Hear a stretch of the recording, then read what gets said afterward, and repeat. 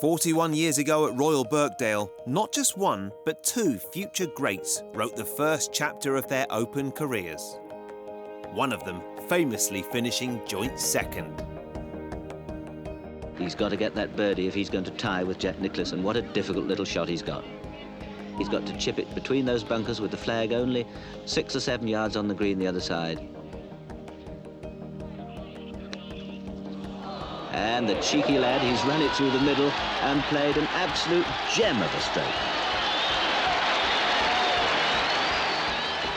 What a great amount of pleasure this young man's given us this week.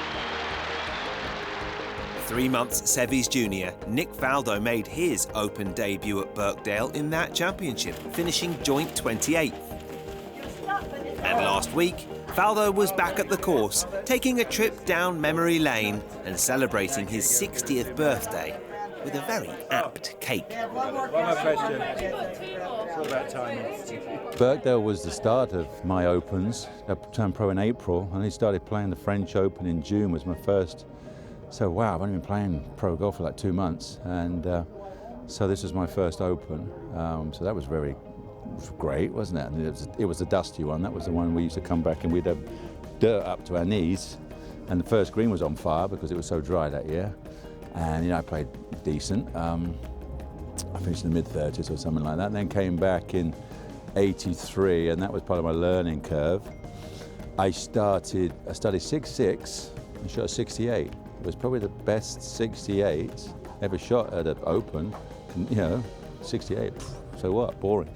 But wow, after starting 6.6, that was day one. And then I led with 9 to go, and I blew up. And so that was all part of my learning curve. Went off and rebuilt my swing, and then.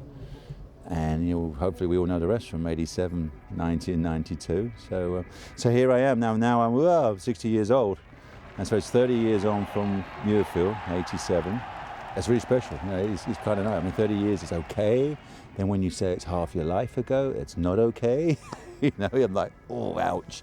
So I thought, hey, why not come to Birkdale and celebrate my career as a golfer. Faldo's long love affair with the Open would eventually bring him 3 of his 6 major titles, but it took a while for the young player to believe he could win the championship. Didn't feel I had the game in '76.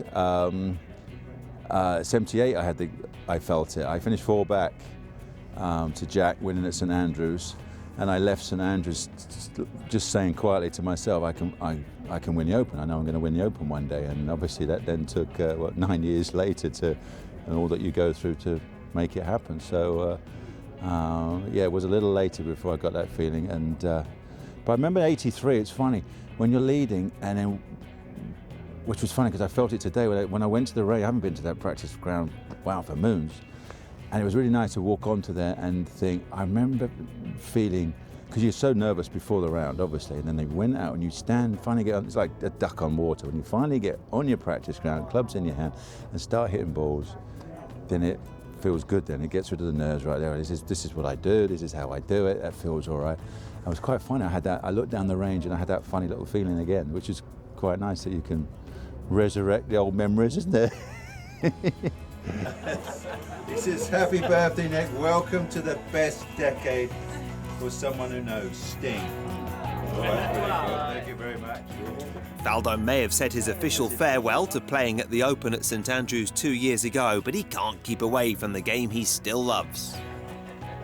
My life has kind of changed now. I've been up in the TV tower for, I've done 13 seasons. This is like my 11th season with this group, with Golf Channel and it's obviously CBS, but here it's Golf Channel NBC for the Open, and so I've got many friends in that group, and I've got a lot of real good friends who've come up and spent, and kids as well, got 4 kids, and they're growing up, they've got partners and what have you, and so we've rented, I've got 3 houses down the street here, this is the main shebang, and we're gearing up. My really good friends are musicians. They've had their own band for all their lives, and so they've set up there. And so hopefully we can have an ease up, and I'm going to get absolutely gazeboed.